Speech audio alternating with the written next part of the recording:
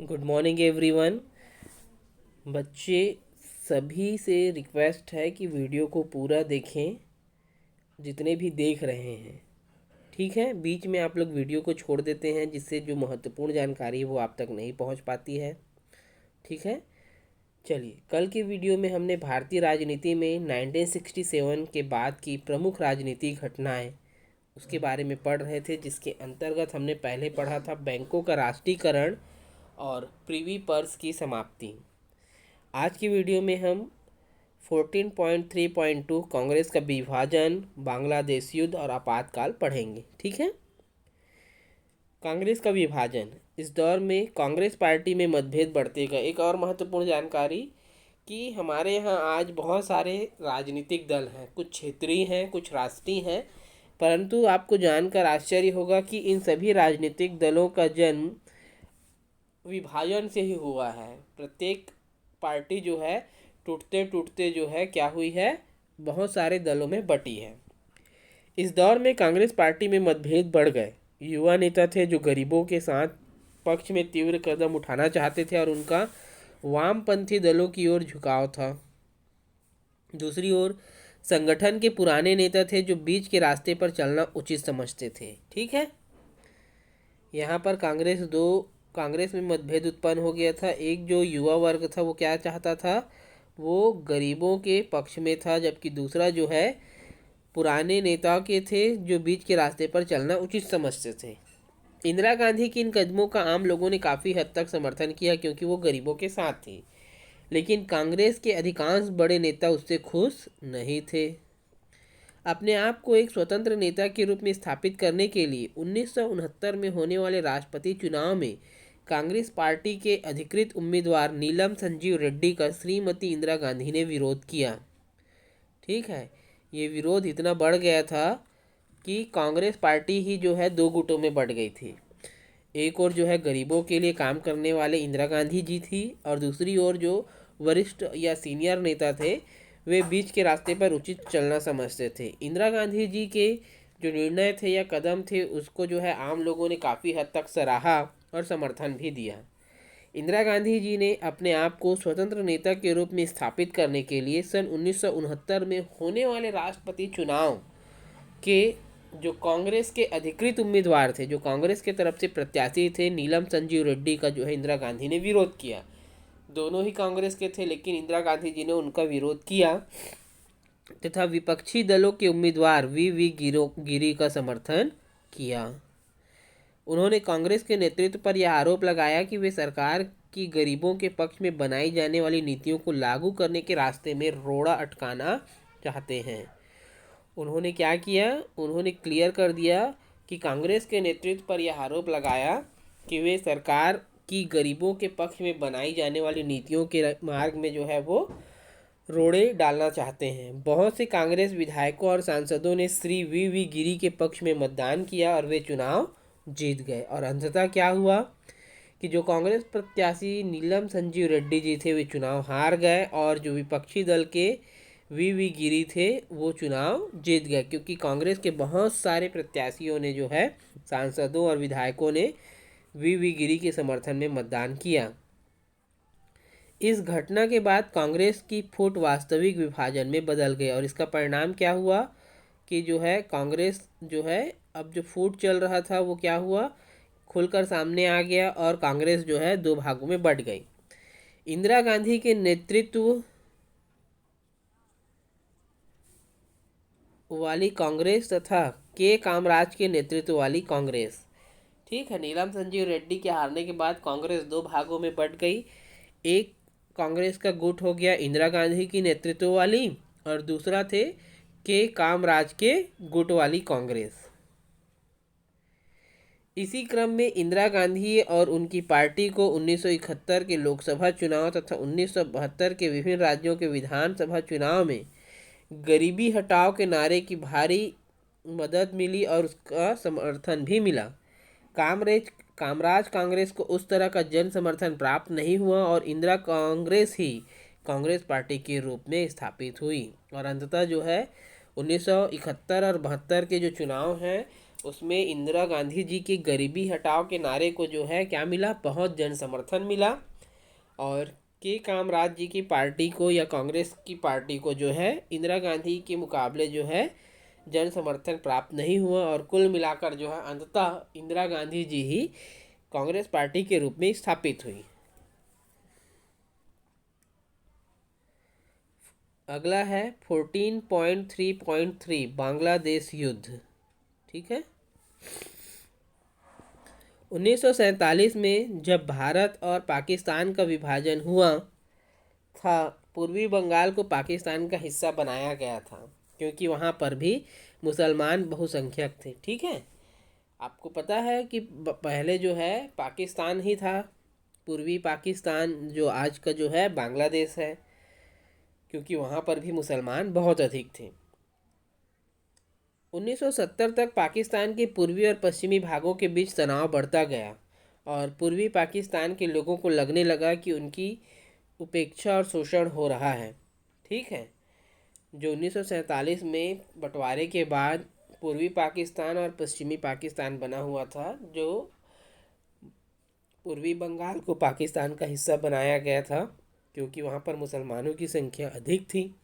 1970 तक जो है वहाँ पर पूर्वी पाकिस्तान जो आज का बांग्लादेश है और पश्चिमी पाकिस्तान जो आज का पाकिस्तान है, उसके बीच जो है तनाव बढ़ता गया। पूर्वी पाकिस्तान के लोगों को लगने लगा कि उनकी उपेक्षा और शोषण हो रहा है। पश्चिमी पाकिस्तान की सैनिक सरकार ने पूर्वी पाकिस्तान के चुने गए नेता को सत्ता न सौंपकर वहां बलपूर्वक शासन शुरू कर दिया। क्या किया कि आज का जो पाकिस्तान है, पश्चिमी पाकिस्तान, उन्होंने सैनिक सरकार ने क्या किया कि वहाँ पूर्वी पाकिस्तान के जो चुने हुए नेता थे उनको सत्ता न सौंप करके वहाँ उन्होंने जबरन शासन करना या बलपूर्वक शासन करना शुरू कर दिया।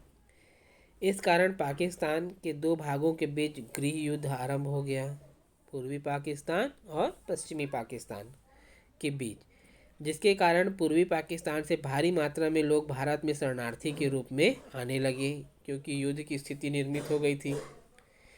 इस तनाव के चलते ये देखिए चित्र में जो है बांग्लादेश की आज़ादी के बाद भारत की प्रधानमंत्री श्रीमती इंदिरा गांधी और बांग्लादेश के राष्ट्रपति शेख मुजब्बिर रहमान, आपको इस चित्र में आपको दिखाई दे रहे हैं इंदिरा गांधी जी और रहमान साहब। 1971 में भारत और पाकिस्तान के बीच युद्ध छिड़ा, जिसमें भारत पूर्वी पाकिस्तान को आज़ाद कराने में सफल रहा और पूर्वी पाकिस्तान एक नया देश बांग्लादेश बन गया। ठीक है, तो बांग्लादेश के निर्माण में भारत का ही योगदान है। 14.3.4 आपातकाल। भारत के संविधान में यह प्रावधान है कि यदि सरकार यह महसूस करे कि देश में आंतरिक अशांति या विदेशी आक्रमण का खतरा है तो आपातकाल लागू किया जा सकता है। ठीक है ना, जैसे देश की आर्थिक स्थिति ठीक ना हो, युद्ध की स्थिति निर्मित हो, तब राष्ट्रपति जो है पूरे देश में जो है इमरजेंसी या आपातकाल लागू कर सकता है। आपातकाल का आशय यह है कि सरकार जरूरत के अनुसार नागरिक स्वतंत्रता को स्थगित कर सकती है। जो आपको मौलिक अधिकार प्रदान किए गए हैं, जो आपको नागरिक स्वतंत्रताएं मिली हुई है, आपातकाल की स्थिति में जो है उसमें सरकार जो है आपकी आज़ादी को या स्वतंत्रता को या अधिकारों को कटौती कर सकती है या स्थगित कर सकती है, तथा संसद की शक्तियां भी सीमित कर सकती हैं। मीडिया पर भी हर तरह का प्रतिबंध लगाया जा सकता है। आपातकाल एक तरह की असाधारण स्थिति हो सकती है जिसमें कानून और व्यवस्था को बनाए रखने के नाम पर सरकार कोई भी कदम उठा सकती है। पूरे राज्य जैसे आपको पता है कि हमारे देश में शक्तियों का विभाजन केंद्र से लेकर राज्यों से लेकर ग्राम पंचायतों तक है, लेकिन जब आपातकाल लागू होता है तो देश में जो सारे अधिकार या जो सारी शक्तियां हैं वो केंद्रीय सरकार के पास निहित हो जाती हैं। देश में आंतरिक अशांति के आधार पर आपातकाल केवल एक बार 1975 से 1977 तक लगाया गया था। ठीक है, हमारे देश में जो आपातकाल है वह एक ही बार लगा है 1975 से 1977 तक। इस आपातकाल के पीछे 1971 के बाद की अनेक परिस्थितियां जिम्मेदार थीं। कुछ समस्याएं दीर्घकालीन बदलाव के कारण थी, जैसे सरकार की बढ़ती शक्ति के साथ भ्रष्टाचार का बढ़ना। कुछ कारण बाहरी थे, जैसे 1973 में अरब इजराइल युद्ध के चलते पेट्रोल डीजल की कीमतों में भारी वृद्धि, ये बाहरी मुद्दा था। और ये क्या था, आंतरिक मुद्दा था कि देश में जो है सरकार की शक्ति भी बढ़ रही थी और साथ ही साथ उनका भ्रष्टाचार भी बढ़ रहा था।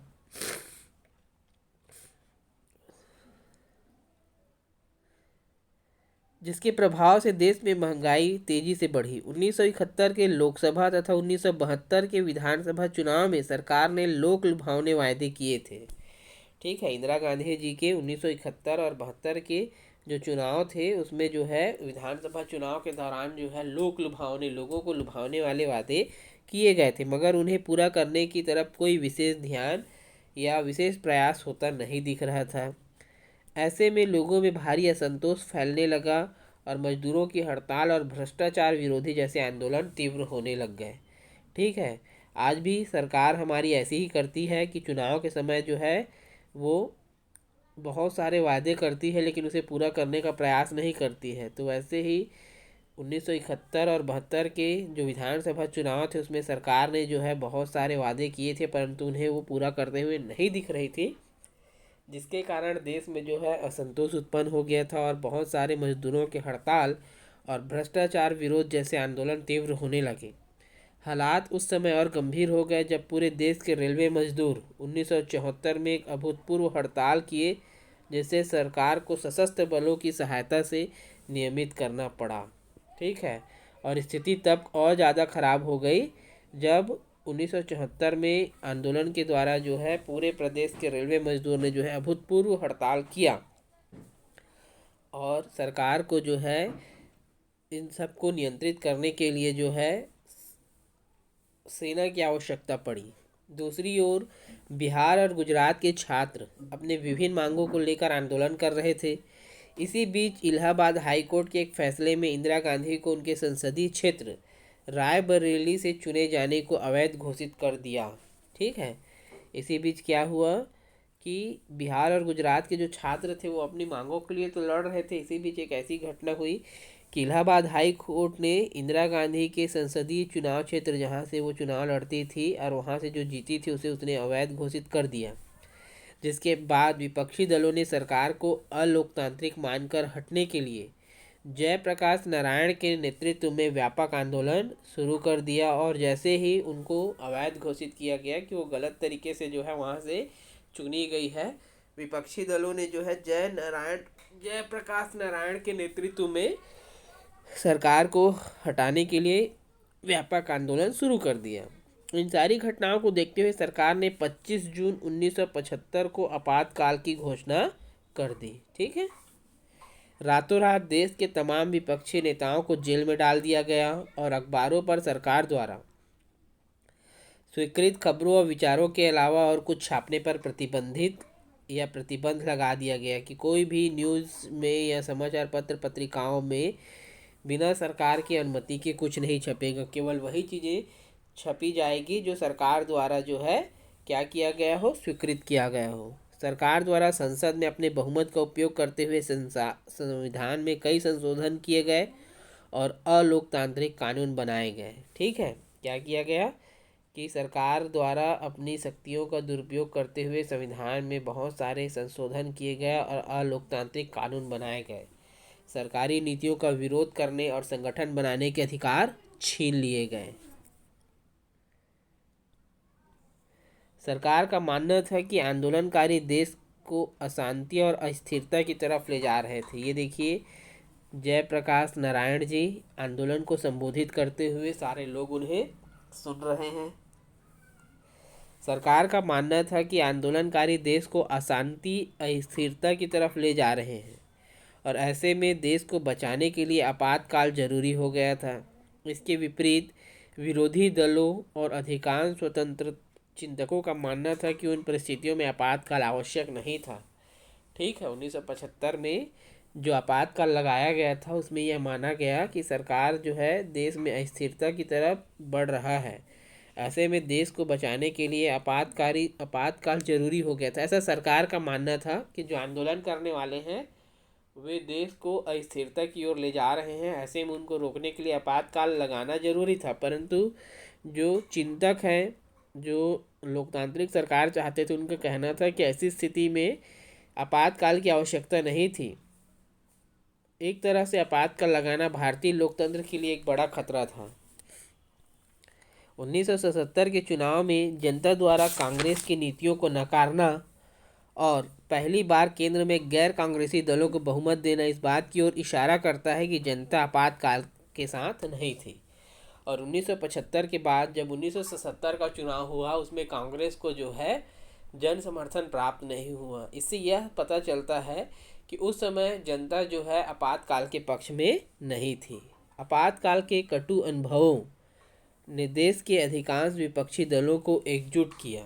ठीक है, आपातकाल के कारण क्या हुआ कि जो बहुत सारे विपक्षी दल थे उनको जो है एक कर दिया। वाम दलों को छोड़कर बाकी सभी दलों ने मिलकर जनता दल बनाया। ठीक है, एक नया दल आया, जनता दल।